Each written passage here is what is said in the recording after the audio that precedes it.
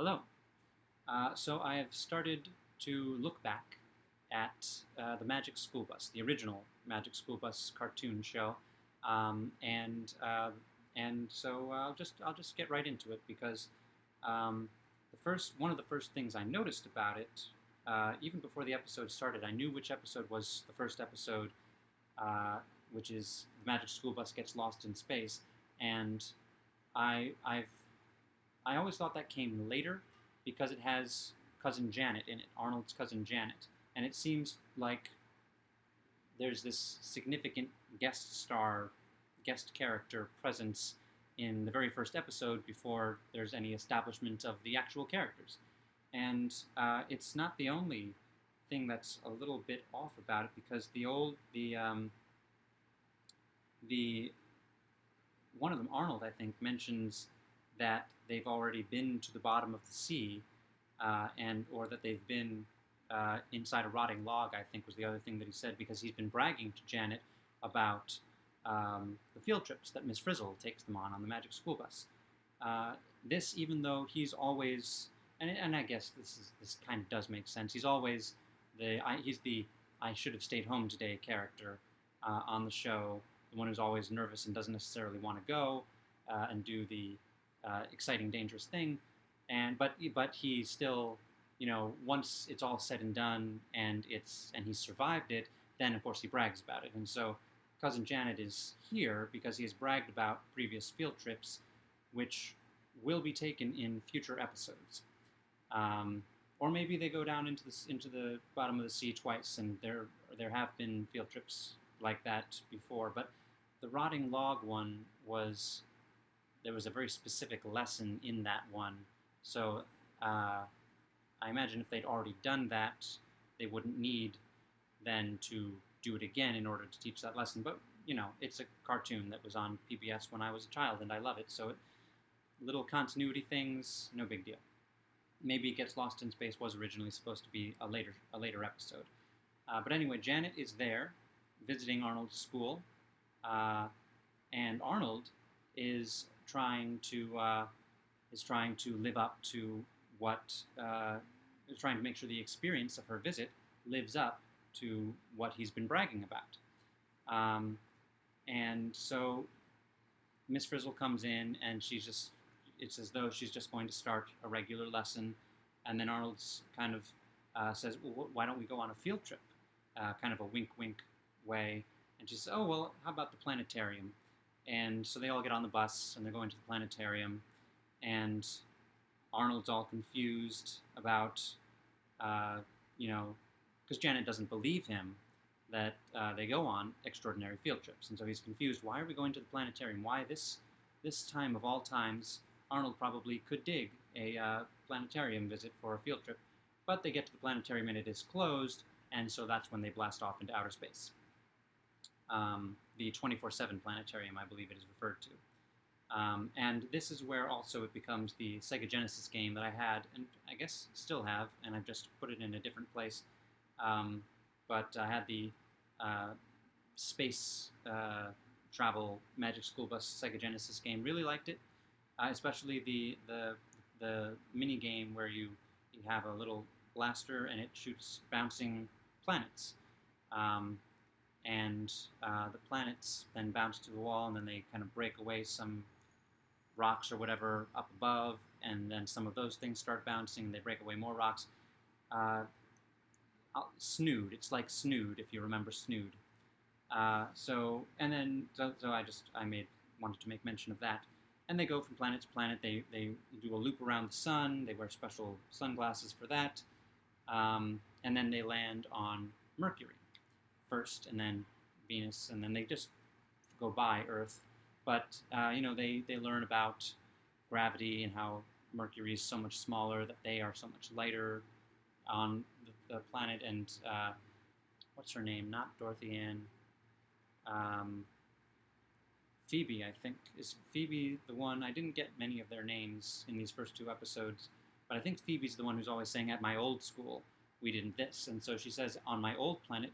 And this is another thing that makes me think it was going to be a later episode and not necessarily the first, because she says on my old planet we never, whatever she says, before she's ever said at my old school we never did this wacky thing. So I think probably this episode was originally intended for mid-season. So they, and Janet, she finds out, well, these extraordinary things actually did happen, and now I believe it. But who will believe me? People have to believe me. She's one of those pushy, annoying type of characters, and she has to make sure that she is believed when she brags like she didn't believe Arnold. And so she starts collecting rocks, large rocks from the planet, or in the case of Mars, she grabs some ice, blocks of ice, and I guess red dust, and she loads them all onto the bus. And the bus is clearly fatigued from having all these giant rocks. And Miss Frizzle is very tolerant of this behavior from this guest student. And Miss Frizzle, she's kind of otherworldly. She knows that everything's going to be okay. She knows that she's in control even when she doesn't seem to be in control.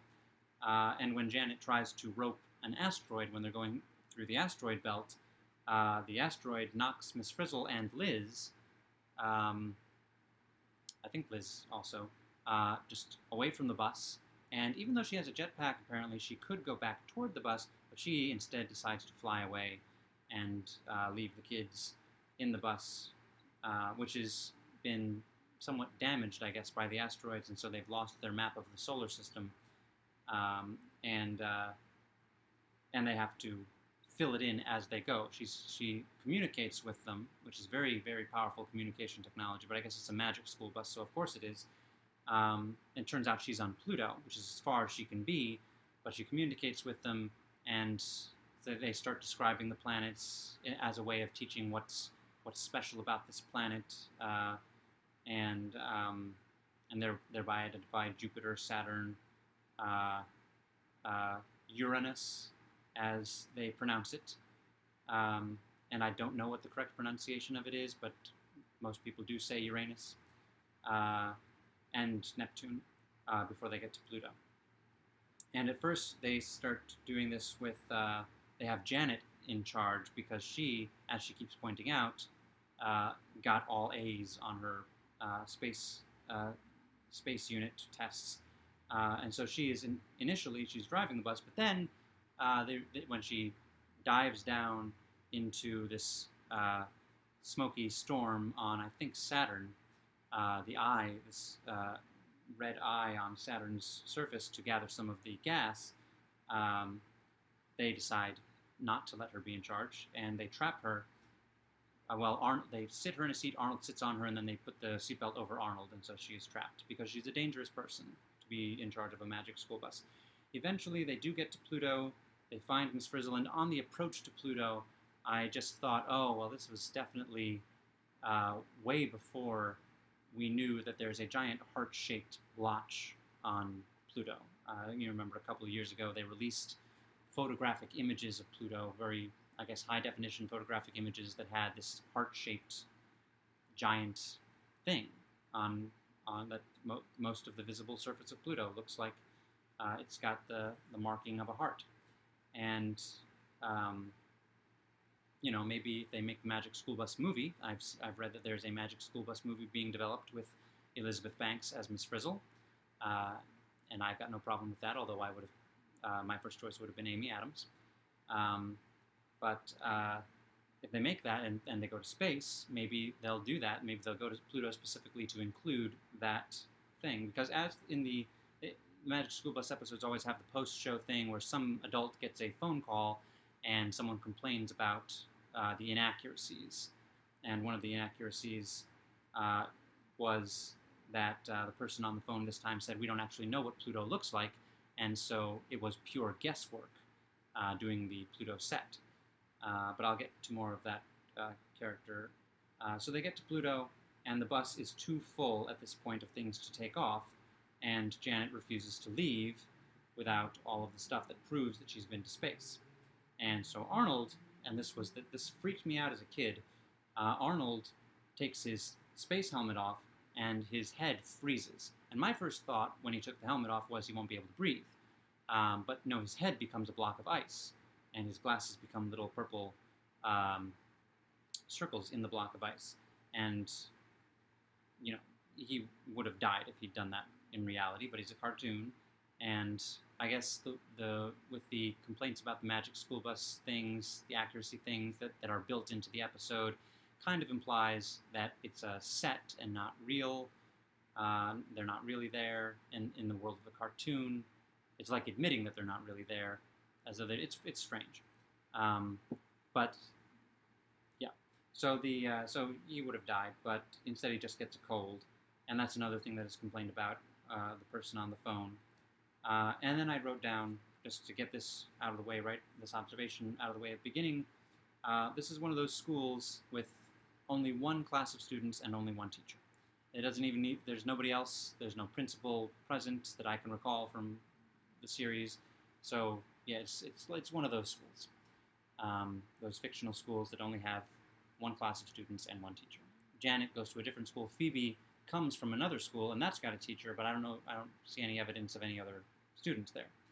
So then there's the post-show call, which is ostensibly from a Plutonian who is complaining about, among other things, the garbage from all the other planets that's been dumped on his planet, or her planet. And but we only get the I'm from Pluto joke at the very end. In the meantime, Pluto complains about, like I said, we don't know what the surface of Pluto really looks like. They had the planets all lined up neatly, which they rarely are, so that the bus could just go straight through, and on the map they're all lined up neatly. And I think it says that until at that point, this is the mid-90s when the show aired, the person on the phone says until 1999, Pluto is will actually be the 8th planet from the sun. It is within Neptune's orbit of the sun, and so it's technically the 8th planet. But I guess it's usually the 9th planet, so that's how they did. It's not the 9th planet anymore. Technically, it is not a planet. I still consider it a planet, and therefore the only updating that the episode would need to do would be to put a giant heart on it. So that's the first episode, and all the weird and continuity things. Not much, a lot of personality from Janet, not much about the characters, the different characters. Arnold probably says, maybe I should have stayed home today, but then it's his idea to go on the field trip in the first place. But there's more character stuff in the next one, and the next one is the Magic School Bus for lunch, and this is the digestive system one, which Arnold actually does get to sit out because he is the field trip. And this also starts to set up the, not quite romance, but the little kid flirting and the little kid wanting to impress the opposite sex thing between Arnold and Wanda, that I only remember this instance of it and the Nutcracker episode. But they do kind of try to put a little romance between these two characters, I guess, right from the very beginning, but in the little kid way. They like, well, I want her to be happy, I want her to like me, I want to do this thing to impress her. And so he's chewing gum in the beginning of the episode so that he can break the school gum chewing record, which seems to me to be a weird record for a school to have. And then if he breaks the record, he wins tickets to ride a special ride at a theme park, which is not his bag of chips, but Wanda really wants to do it. And so maybe she should be chewing the gum. I don't know why she's not chewing the gum, but anyway, she gives him a clap on the back saying, "You're doing great," and he swallows the gum. And therefore she is disappointed. Therefore we get his constant, I want to impress her. I want her not to be disappointed in me. And they are doing the digestive system unit. So it comes time for a field trip, and they all go out to the bus. Arnold is the last one, but he's still trying to think of things that he can do to impress Wanda, records that he can break. And he asks Miss Frizzle, maybe I don't go on the field trip today. And she says, well, I do need one student to volunteer to stay behind, which is probably the thing that Arnold has always wanted to hear, and he volunteers to stay behind with his substitute teacher, which is Liz in a Miss Frizzle wig, and they don't say it, but I wrote down Ms. Lizzle, and so he volunteers to stay behind, and then we see Ms. Frizzle in the bus with all the other students targeting. There's a target on Arnold, and he's about to open a bag of essentially Cheetos. I forget what he calls them, Whizzies or cheesy Whizzies or something like that. And the bus shrinks and takes off, and goes in among the cheesy Wheezies, and Arnold consumes it. And they spend a lot of time in his mouth, watching his teeth go up and down. It takes a while for them to realize they're in his mouth, and they go through the whole, but not the whole, digestive system. So we learn things like that saliva starts to break up the stuff, that the teeth rip and tear it apart. There's this united digestion thing that Dorothy Ann does. It just kind of reminds me of in the Magic School Bus books. You've got the main story, but then in the corner you've got this little factoid arrangement, and one of the kids in a science lab coat with a pointer pointing out the different things that you should take away from the page. And so that's kind of, I don't know that they do that in all the episodes. They didn't seem to do it in the space episode, but they do that. And then they go down into the stomach, and they experience stomach acid. And it seems that the bus is not acid-proof, stomach acid-proof, which it was space-proof and sun-proof, but in order to create a little bit of tension, when they go down the esophagus, and they're being kind of squeezed through by the esophagus itself, so they learn about that. And they're in the stomach, they see the gum, that gum won't digest. And so that was interesting for me as a kid, because it's kind of like, there's a similar episode of Rugrats, where they go into Chucky because he swallows a watermelon seed, and he's afraid that watermelon seed is going to grow inside of him and kill him. So it kind of reminded me of that, and the whole some things don't digest, like seeds, are designed to go through digestive systems so that they can come out the other side and at once escape their the fleshy fruit or vegetable that they are hidden in, and get fertilized along the way so that they can then grow into their own plants. So the some things don't break apart in the digestive system was very interesting for me as a kid, and it spanned different shows. They go through they go into the small intestine, they get to the large intestine, and the large intestine scene always seemed, even as a little kid, I kind of thought, wow, they can put this on TV. They can, I mean, that's poop hanging on the walls of the large intestine and dropping down, and they can do that. I guess they can. They do it in Nicktoons all the time, but this was PBS, and this was educational, which I guess is more reason for them to actually do it. But again, in the post-episode phone call, the person on the other end of the line says, "You didn't go all the way through the digestive system," and the adult who picks up the phone says, "Well, no, we didn't, but did you really expect us to? It's daytime television. It's children's television. We can't do that." So that was addressed as well.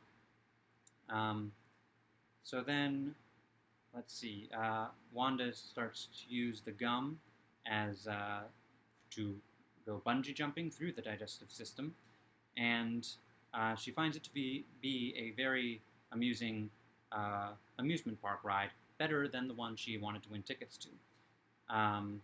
And in the episode, the closest they get to saying, to explaining how the digestive system ends, is someone says, "We don't want to end up in the toilet, so we want to go back through the digestive system." And before they actually do the thing that they use to escape, I thought, I forgot how it ended temporarily, and I thought, well, that's not going to be comfortable for Arnold. It's going to be like he's throwing up. He might actually gag and throw up if they do this. It would be very uncomfortable, but what they do is they convince him to drink a lot of soda, and then they create a gas bubble in the stomach, and he burps them out, which is the way to go, because I was starting to feel very worried for Arnold, because I know what it's like to throw up and to gag, and it's not fun. But they wouldn't do that in a children's show to a child character any more than they would do the end of the digestive system. And the way they do it is interesting. They have Wanda's voice magnified by the bus and telling Arnold, "You don't want to do this. You want to drink the soda." And so that's how that happens. And someone says best field trip ever, but I didn't write down who. So he burps them up, and let's see, what did I write there? Arnold, whatever. He vows never to miss another field trip. That's what I wrote down. I'm using FT because I'm going to write field trip a lot in these notes, and FT is the shorthand. So he vows never to go on another field trip, or never to miss another field trip, which is again a dangerous thing for him to say, as is exemplified in the episode. Miss Frizzle is writing the dinosaur eras, the Jurassic, Triassic, Cretaceous periods on the blackboard, and so suggesting that the next episode, which will be dinosaurs, which it won't.